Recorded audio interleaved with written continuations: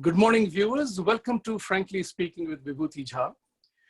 We all know that coronavirus has impacted the entire universe, so to say, in more ways than one.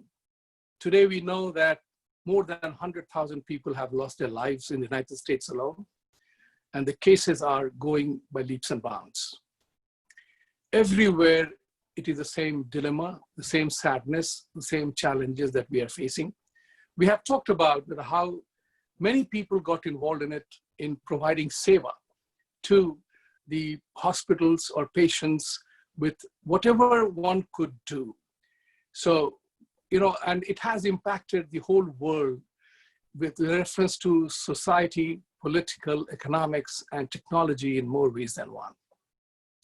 So to discuss this matter with us, I have the pleasure of welcoming a very different kind of a person. Generally, TV people always seek out a very famous name.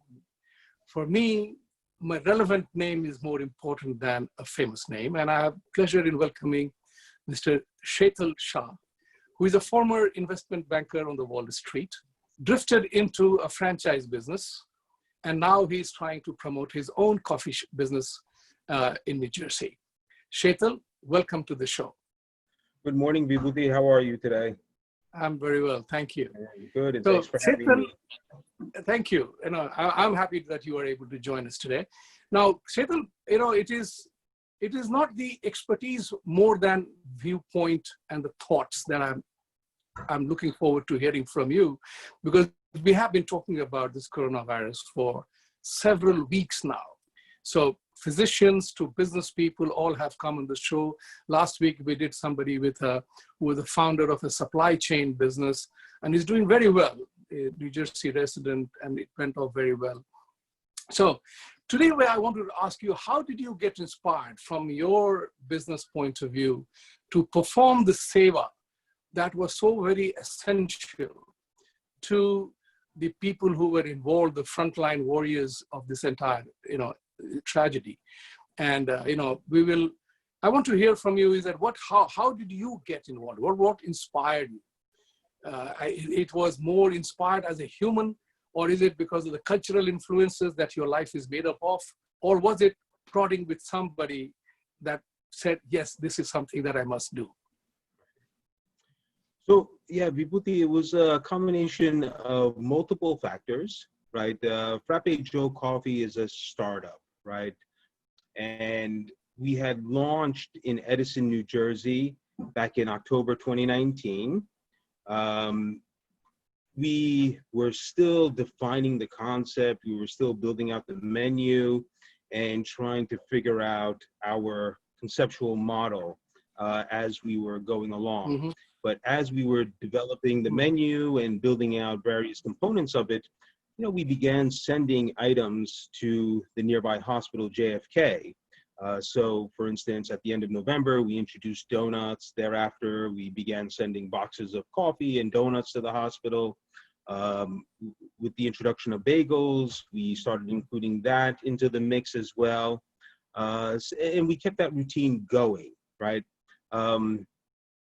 As we were getting ready to launch the menu in early March, we got a phone call from the emergency room, one of the friends that we had connected with, a supervisor, and he had said, hey guys, listen, we're working pretty hard over here. Our staff is working double time. Is there a way that you guys can send something to help us boost morale and energize my team? You guys used to send various types of items. We all love what you guys were sending. Is there a way you can make this happen again? And I hung up the phone. I said, yeah, absolutely. Let's do it, right? So we sent a very simple donut and coffee arrangement the following day. But what this individual ended up doing was going into one of the local Facebook communities and posting about what we had done.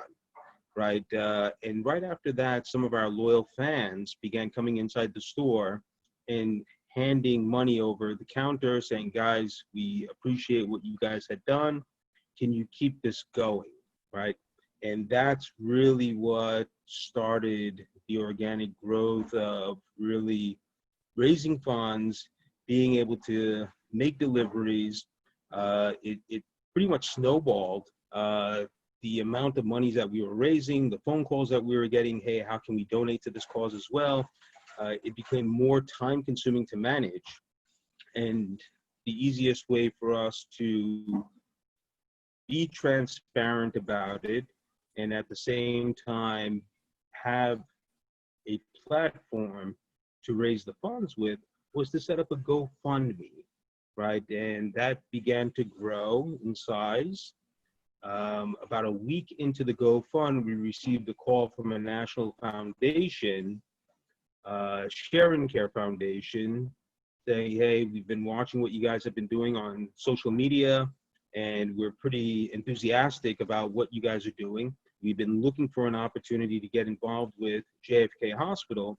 Is there a way that you guys can keep this going for the next 4 weeks, but at the same time, double up on the number of deliveries that you're doing from once a day to twice a day? On a staffing level, we also had some concerns. The fear of the coronavirus itself, some of our staff members didn't want to come into a public environment, let alone in a working environment.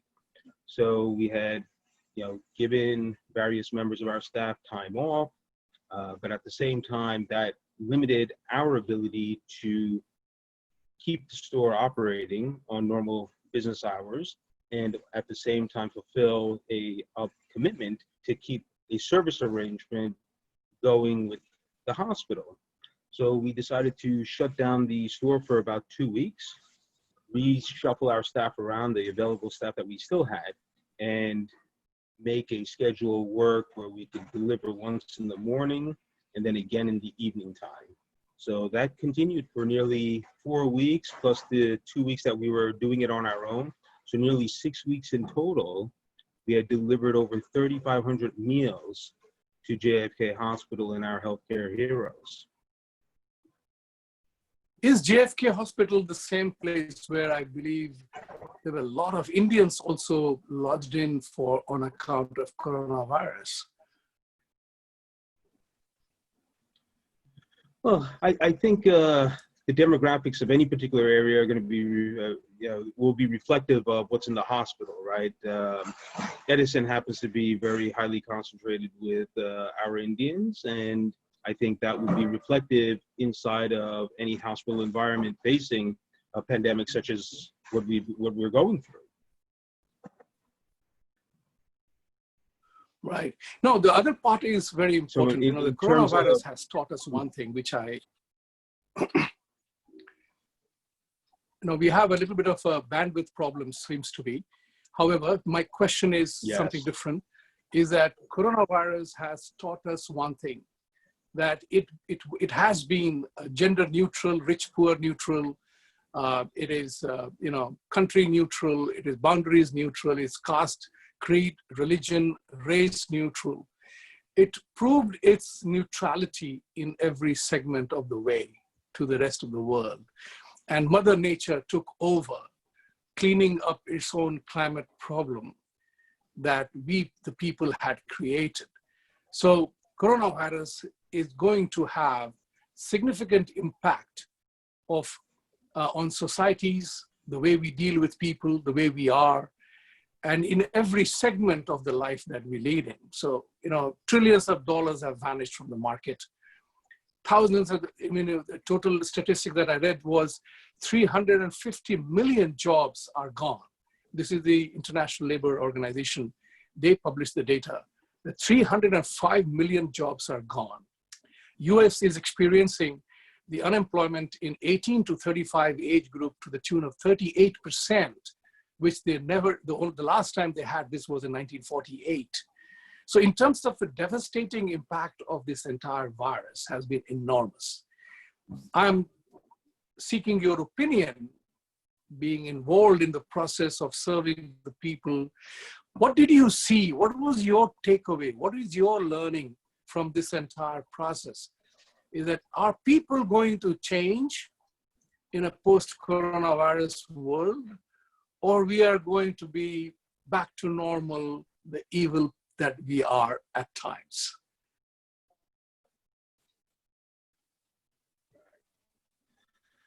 So, number one, the virus certainly does not discriminate, right? It's impacted everybody across the spectrum.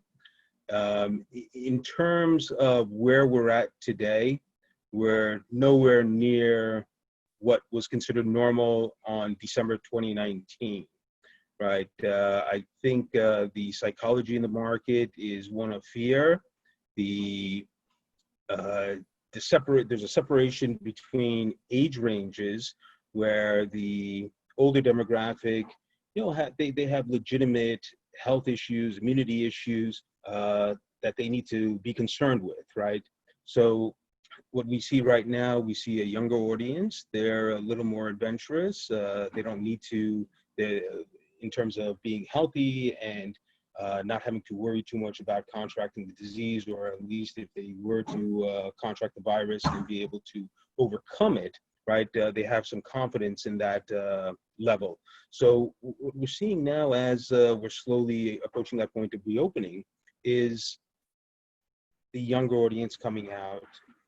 There's still that older demographic that wants the ability to have some sort of contactless delivery mechanism, whether it's a curbside pickup, whether it's a straight delivery.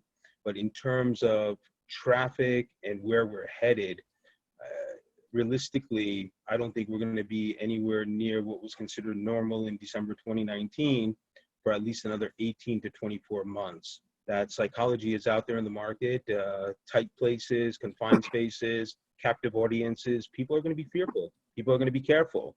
Carrying a hand sanitizer is the new norm. Wearing a face mask is the new norm. There are other parts of especially in densely populated areas, right, where the impact was felt the most, versus other parts of the country where, you're not as densely, it's a little more spread out, not as dense. Things will return to a level of normalcy much faster versus here, what we're facing in the New York metropolitan area.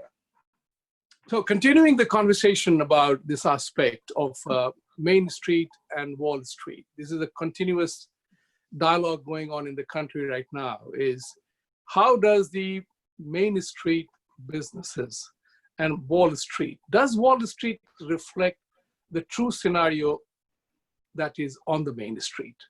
So what explains the rationale for the market going down from 29,000 to 19,000 and bouncing back to 25? One doesn't even know who are the big players in the marketplace now because of the technology. High-speed traders are the ones who do the volume trading. And the small investor is perhaps nowhere. He doesn't even play a role. So how does the, other than the 401k market, which is again commoditized, because the whole pool money comes in a pooled investment part of it. Very few people manage their individual accounts these days. So the scenario is that how real is the Wall Street in terms of reflection of the Main Street? So I think in terms of the reality of what's happening today on Main Street, the market itself, looking at the stock market, the indexes, it's all driven by news, political events. We have to take a step back and not look at the market as much versus the reality of what's happening. I think investors are always going to be optimistic and are going to make their bets on the betterment and forward movement of the economy overall. But in today's situation, we have a bit of a disconnect. There is a huge market that is now unemployed, right? They're not going to be spending as much money at this point. It's going to take time for new jobs to get created. So industries that have been able to stay afloat during this pandemic and are going to come out stronger after this pandemic are going to be the job creators, right? And that's going to take time.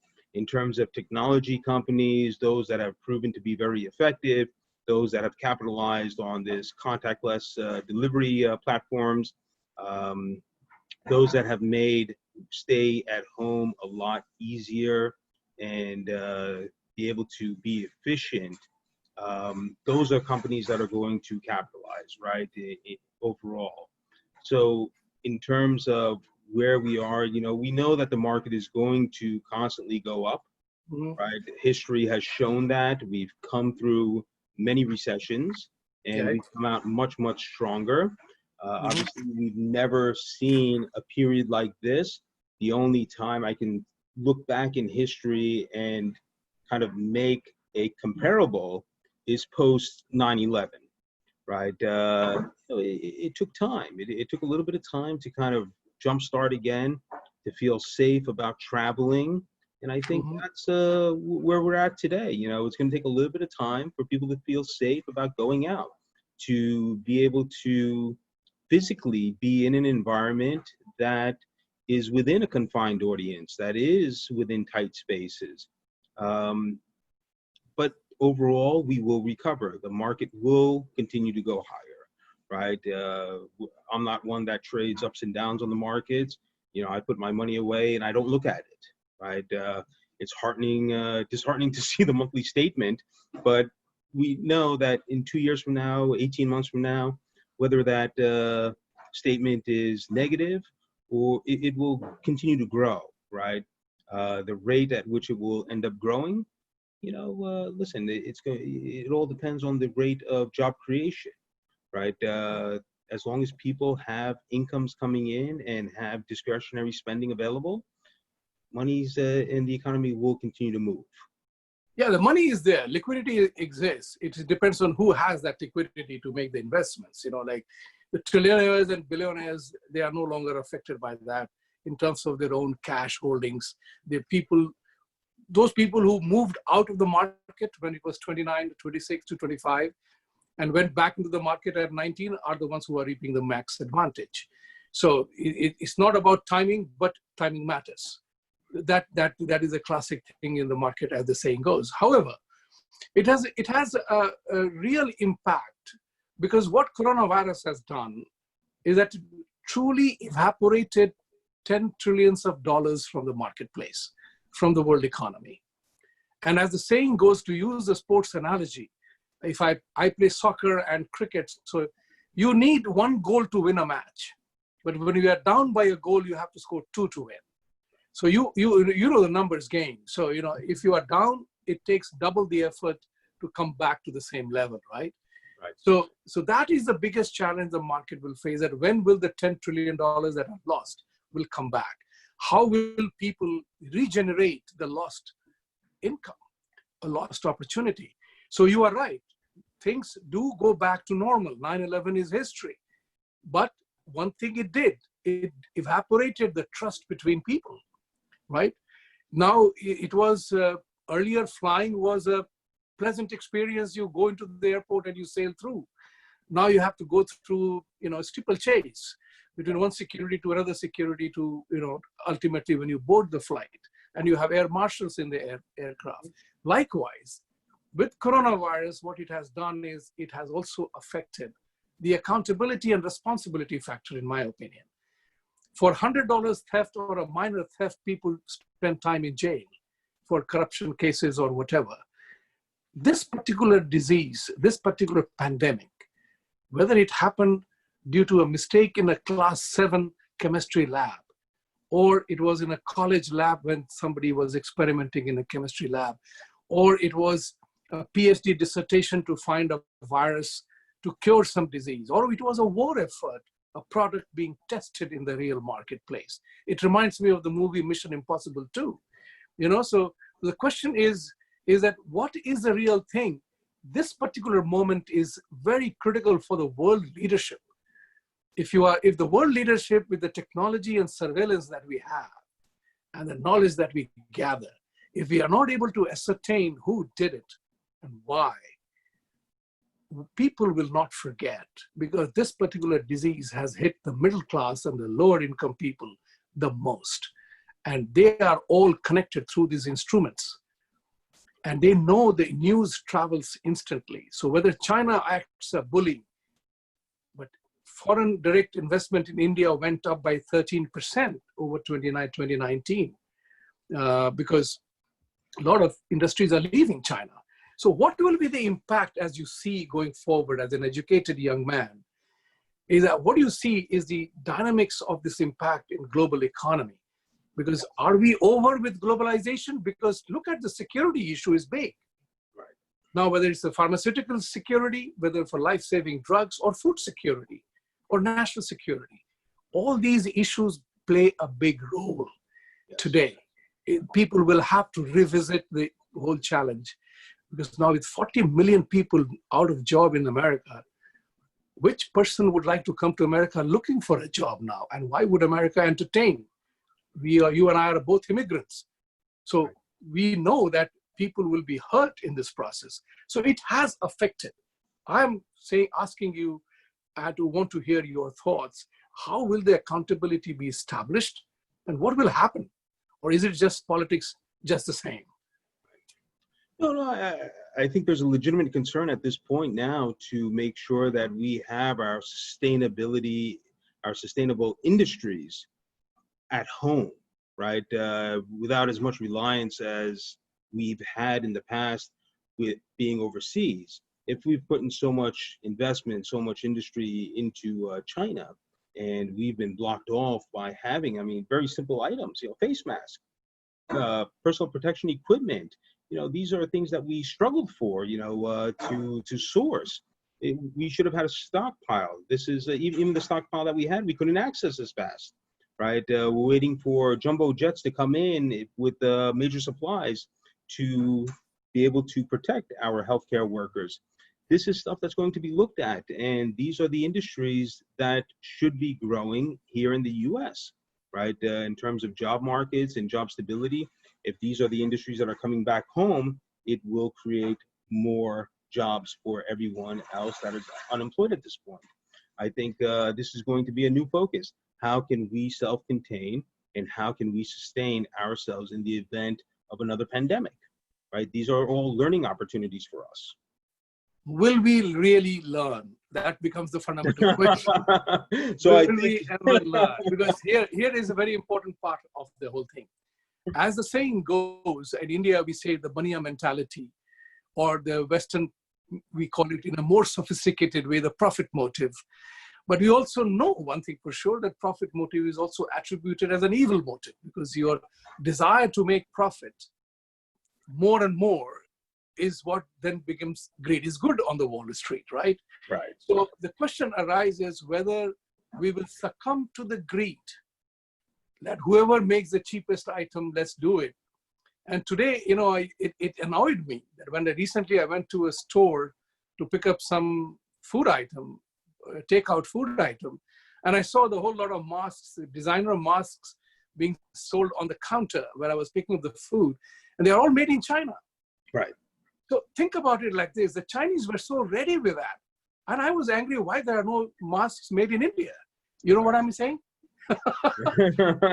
There are no made in India masks anywhere in the stores or anywhere. It's all made in China.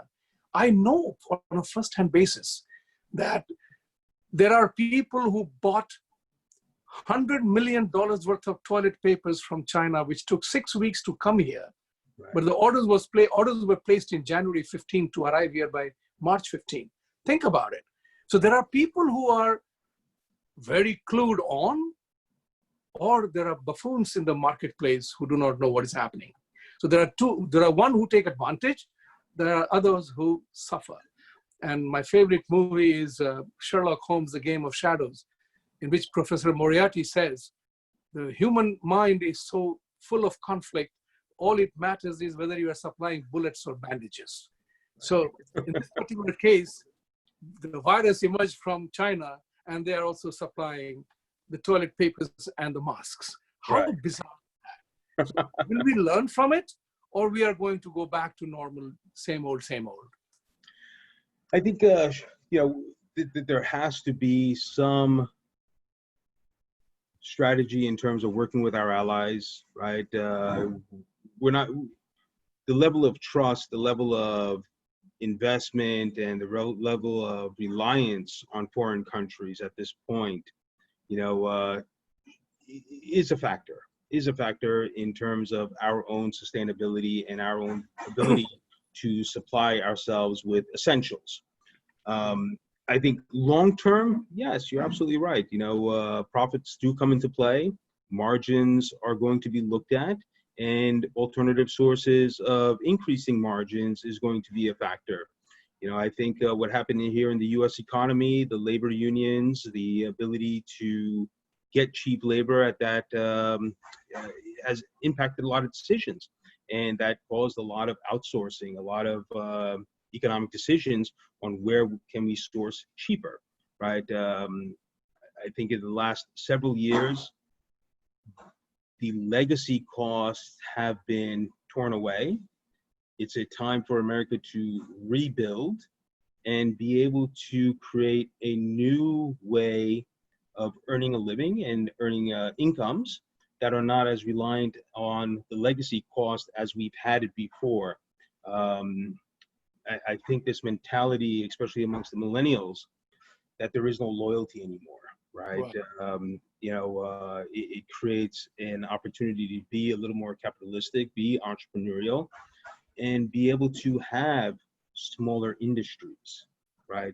Not the titans of major industries, right? And I think that's where opportunities will arise over time.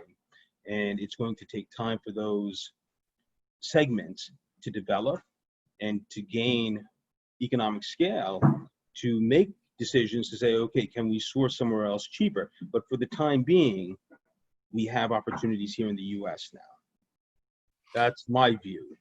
Yeah, and that also brings about another thought process which I was feeling about, is that since the jobs will be going away, a lot of them, and entrepreneurship will kick in because people will find ways to survive and do better. Do you see a better future for franchising as an industry? I'm not a big proponent of franchising. Okay. I'm not a big proponent of franchising. I think the historical model of franchising needs some work, right? Certain industries have proven to be successful.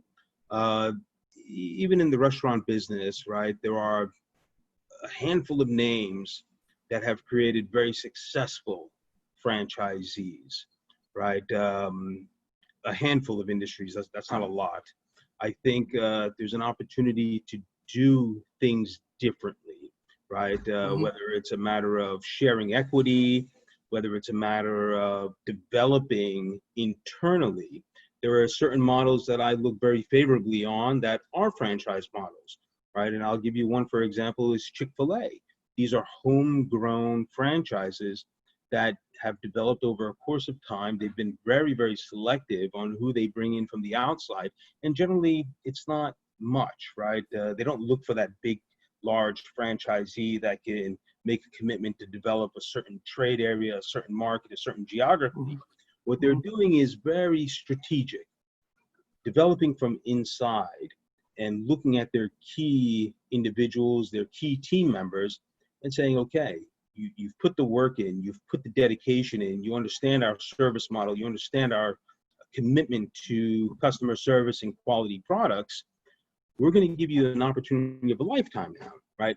At minimal cost, minimal investment, right? Yes, you're going to have a personal tie to it, but if stores are able to generate AUVs, average unit volumes of $3.5, $4 million, and you're able to participate in 7% of that, right?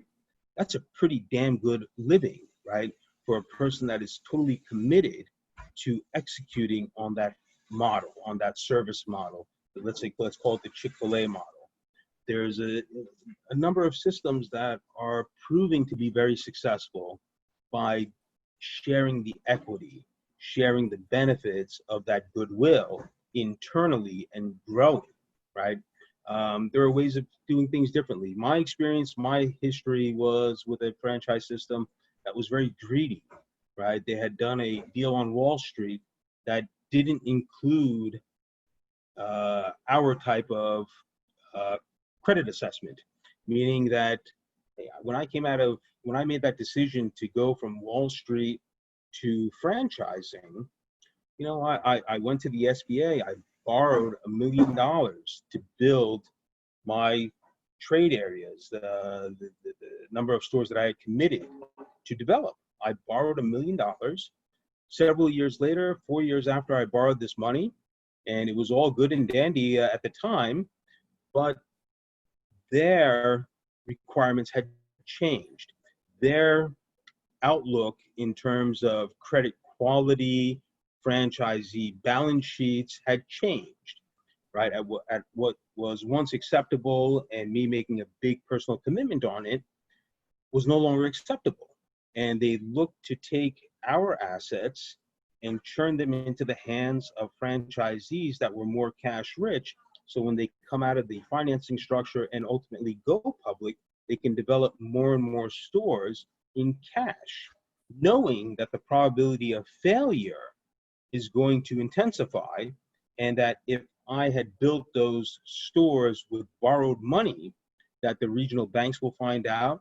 If the regional banks, if I default on a loan commitment from a regional bank, Wall Street finds out that these stores are now failing, right? So rather than have me in the system building stores with borrowed money, it was better for me to turn over my stores into the hands of a franchisee that had cash to build additional stores. And if those stores fail, it's okay. Everybody's quiet. It was done in cash. It's a lower break even.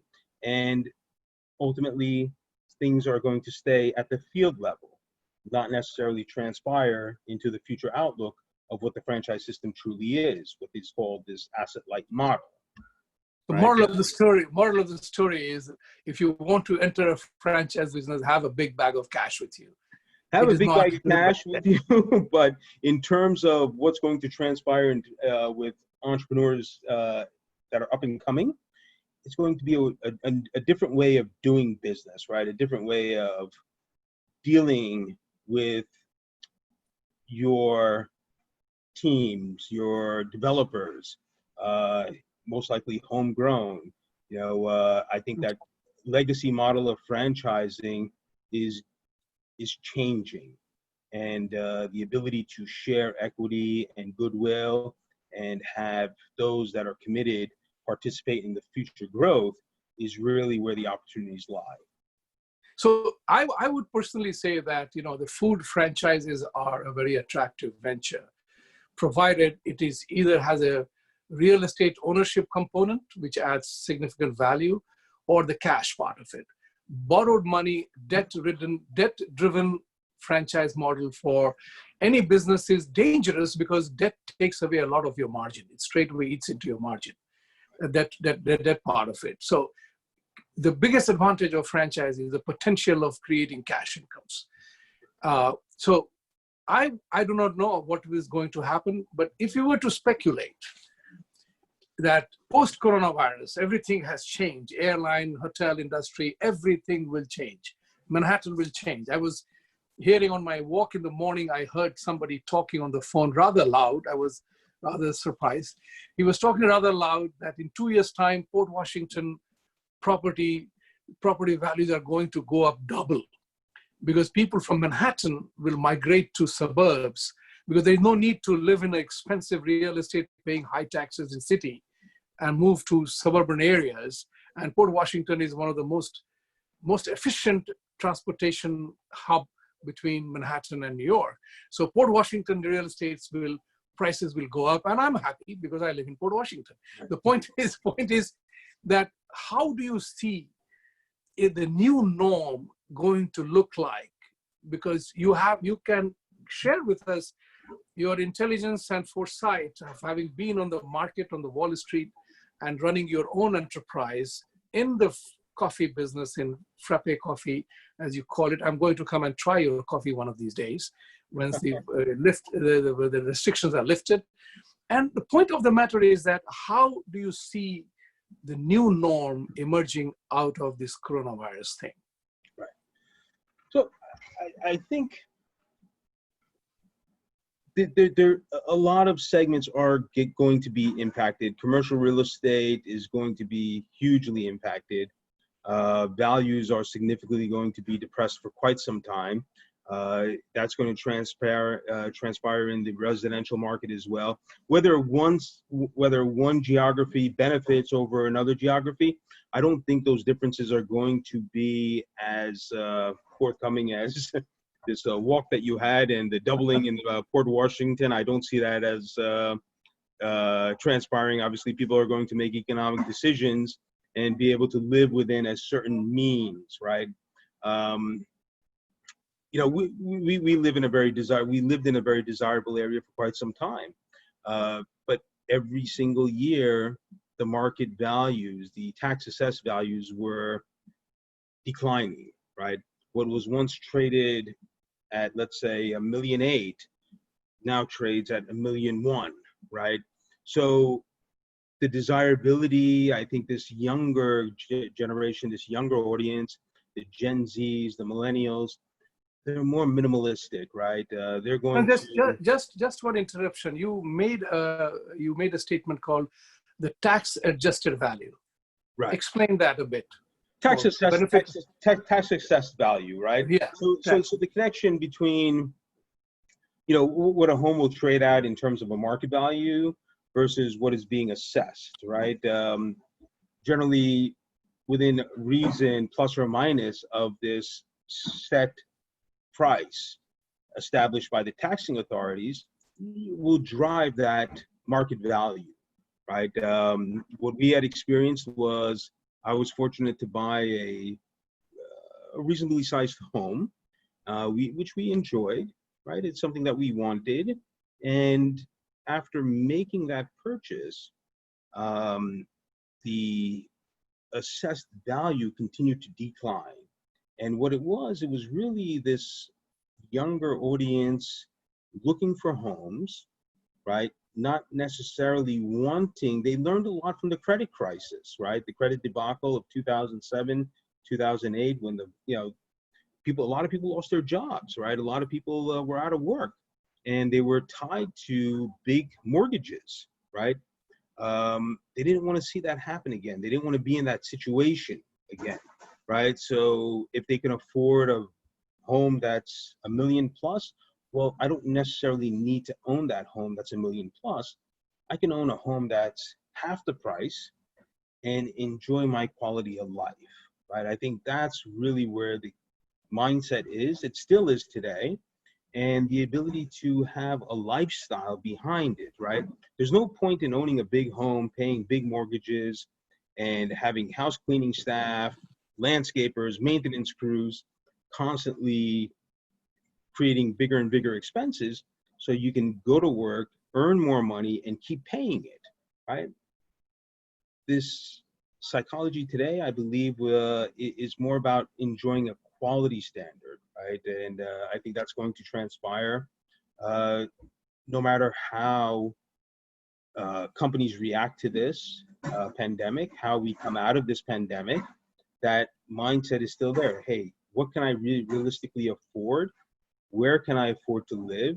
What will be my quality of life where I choose to live?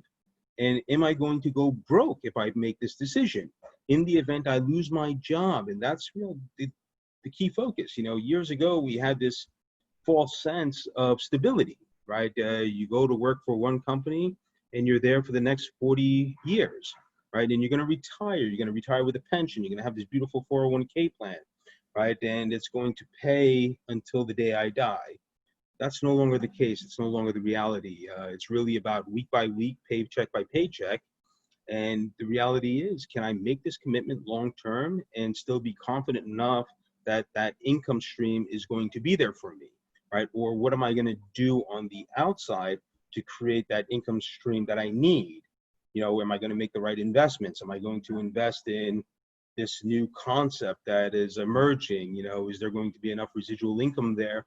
You know, people are going to make their own decisions on creating their long-term sustainability plans. And the long-term sustainability plans are going to become a critical play because everybody is living longer now. Yes. The life cycle has, expectancy has gone up dramatically. So if you're going to live longer, you need more money to live longer. Or, the safety nets are also disappearing to that extent. As you rightly mentioned, there was a concept of a job. There was a concept of loyalty that was driven by manufacturing industries. Yes. So the Detroit factories of automobile sector were provided jobs to to that area. And people, so many ancillary industries developed, suppliers to those automobile companies. And you had a concept of a job, 24-hour factory or a two-shift factory. You went to the company, performed your job, came back, you were guaranteed that tomorrow the job is there. Now that whole thing is gone, Right. because auto plants have moved elsewhere. So there are two things that come to my mind. One of the things is that the Glass-Steagall Act, the abolition of Glass-Steagall Act, did the authentic, true damage to the financial sector of the world, of the American economy. So the whole play became different. I'm one of the people who believes that had Glass-Steagall not been revoked or removed, we won't have this financial indiscipline, as I call it, exist in the marketplace today. Banks have no reason to lend anymore. There is no reason to lend. I have enough resources. I have my own reserves. I have money. I will invest in areas which I have less work to do for 3% spread. Mm-hmm. Now the investment bankers were making money out of nothing.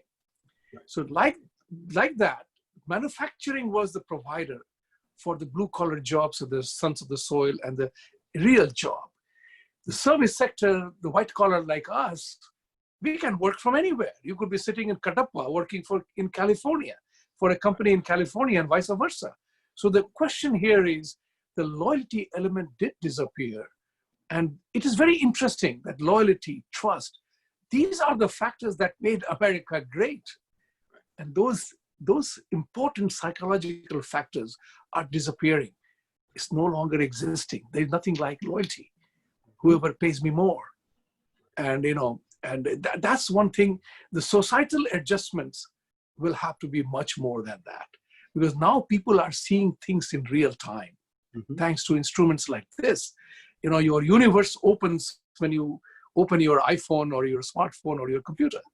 The whole universe is open. It shuts down the moment you switch off. That's the world we live in right now. So there will be a sensational societal changes, I expect, provided we learn from it. Because I believe that human resilience is really great, and we learn from it faster. We adjust, we accommodate, and move on. But at times, if we don't, we invite the doom again. I'm not a doomsayer. I'm an incorrigible optimist. So I'm hoping this time out that, so many things have created, but technology, let's look at another aspect, the political aspect of it. We know Twitter and Facebook have changed the social conduct and interaction with the world around us, right? The US president has just recently passed an executive order in which he has taken privileges of Twitter and Facebook, and they have made them as a publishing company. It happened on Thursday. And so the result is, it's because the president felt that Twitter was censoring him for things that he had said. My point is here that, hello? Yeah.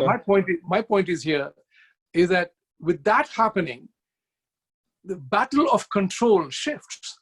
So it's not the president of the United States who controls the media. Media controls the president of the United States. So if, he apparently made the statement, somebody asked him that if Twitter, will you be closing Twitter down? He says, if they're not behaving normally, then I might have to. And it became a social media uproar now. The president wants to close down Twitter. Whereas I would have said that, hey, Twitter is a classic innovation and entrepreneurship in the field of communication, but it still is a non-essential service. Think about it. Right? So the question here is that how do we see this transforming into real impacts in political social life? So I think, where we go with this, I think there's going to be that spirit of entrepreneurship increasing and intensifying and creating additional disruptive platforms, right? Twitter is the greatest example out there that it is disruptive, right? The fact that we can gather large masses and have opinions stated right, and made, right? This is where we go. Whatever the consensus is, wherever the mindset is, wherever the psychology is going to drive the political thought process, right? You know, this younger generation, they've grown up on technology, right? It's not going anywhere, Right. right? It's only going to improve. It's only going to get more sophisticated. Guys like us that are, you know, guys like me that are kind of in between. I mean, I just started to learn how to use Instagram, right? You know, now this whole thing of TikTok, I have no idea what TikTok is, right? But the younger audience does, and they're pretty damn good at it, right? So I think it's going to keep evolving, and it's going to keep disrupting whatever social platform there is, and it's going to transpire in mass thinking. You know, there's always going to be great divide on one side or the other, but it's going to create movement, right? And within that movement, there's going to be more ideas coming through and smarter, more adaptable ways of doing things, right? And our politicians are going to react, right? This younger audience is the next political future, right? That we have. And we've seen a lot. We've seen what greed will do. We've seen this disruption of the removal, revocation of the Glass-Steagall Act and what it has done, right? So the learning is there. I think there is always going to be elements of good and bad, right? Let's say, right? But at the end of the day, where we can develop is instilling this need for service, this need for goodwill, this need to help and uplift. And if we can do that across the board on a mass scale, good things will happen, not necessarily, you know,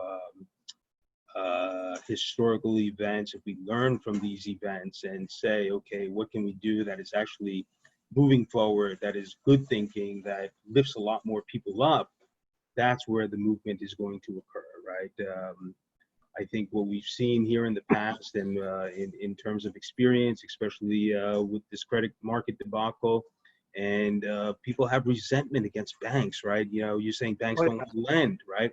Banks don't want to lend, right? But people have resentments against big banks also. And there are going to be other platforms that are created, crowdsourcing platforms. Hey, where can I raise money at this point to test this idea out, right? We're going to see that happen. For us, you know, I never would have thought of, you know, having the ability to sustain a business through a pandemic that we've just recently come through, have the ability to go to a crowdsourcing mechanism and raise charitable contributions to keep a service aspect going, right? Being able to service the hospital that we did, right? That was done through GoFundMe, right? We raised a significant amount of capital that kept our staff employed, that kept the ability to purchase goods, kept our vendors moving, kept rotation going, and attracted the attention of a national organization to contribute even further to it, right? These are things that are going to be learning events, right? How do we come out of? But technology also has its limitation. And one of the classic examples happened on Wednesday, when the SpaceX and NASA joint venture of sending humans into space, despite all the scientific and technological capability developed, had to be scrubbed 15 minutes prior to takeoff because of Mother Nature intervened. So nobody could predict that. Now it is scheduled for today. It is being scheduled for today, 3:30, and I hope it happens this time. The joke went around that if Mother Nature interferes, let's move the space launch stuff from Florida to San Diego. So my thing is that Mother Nature has its role. Here's a final thought I have in this.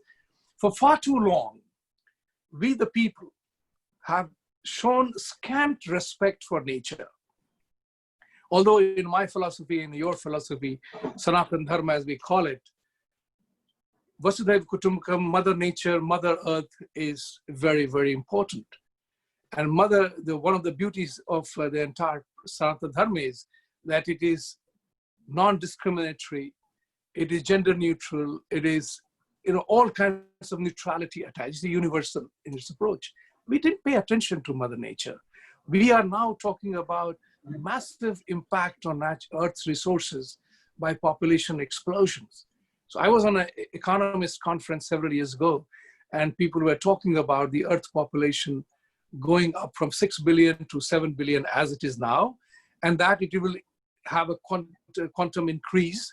It will only multiplies, and it will be 12 billion people by some number of years, some in a couple of years' time.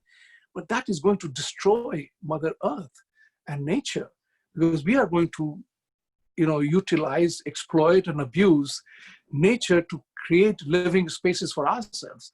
So the entire pressure that has been created on the climate change or whatever is because of population explosion, and we the people are doing it.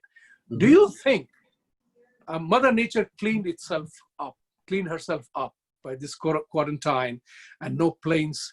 There was a 6% improvement in Earth's climate that already been assessed. Now only 7% more required to return to original. Right. Do you see something like that happening at individual levels of contribution? That's my final question. You have 2 minutes to sum it up. Yeah, no. So I think we are seeing that, right? So we are seeing clearer skies in Delhi, around the world, and this is learning, right? This is proven. The statistical numbers are there now. So I think individually, people are going to play a part in keeping a greener environment, right? We see it in our retail side as well. Our customers, they appreciate the fact that we use recyclables, that we have sustainable materials, that we're not creating a lot of waste, right? Our plastic is recyclable, right? Aluminum containers are recyclable. So that's what people appreciate. The younger audience in particular, they care about green, being green, staying green, and wanting to have a green Mother Nature, right? They want the open space. They want that efficiency that comes about by being more minimalistic, not necessarily having to travel by plane everywhere. This pandemic has also created opportunities for us to learn how to have video conference calls, right? You don't necessarily need to get on a plane. I don't need to travel to Port Washington into a studio. This is awesome, right? This is what it's all about. And I think technology has played an incredible part of it. And being that the numbers are there, we will want to sustain it, right? And I think echoing the same sentiment, I hope at individual level, people will realize that children may be grace of God, but it's an act of human endeavor. And to that end, let's not abuse the grace of God overmuch. Agreed. And people will make sure that there are only enough in the family and not a burden on the society. So, hey, it has been a great conversation having with you, apart from the initial little bit of a hiccup on the bandwidth. And I'm glad we are able to have this conversation. Good to meet you. And I'm looking forward to coming and joining you for a coffee at your store sometime. Absolutely. And, to the viewers, thank you very much for joining us again today. Thank you, Shetal. And thank all of you. Have a great weekend. Be safe. And I hope everybody will join me in saying the new form of greetings is Namaste. Namaste. So just to end quickly, Vibhuti, what we also had is, since being that we are next to the Dunkin' Donuts and Starbucks of the world, we recently ran a taste test where Frappe Joe was voted 68% against the other two brands. So if that's not a reason enough to visit us, I don't know what else is. You want a quality cup, you come to us. I was going to come, regardless, now you are going to be tested with expectation. Absolutely. And we will deliver. Thank you. Thank you, people. They appreciate it. Thank you, everybody. Thank you. Good night.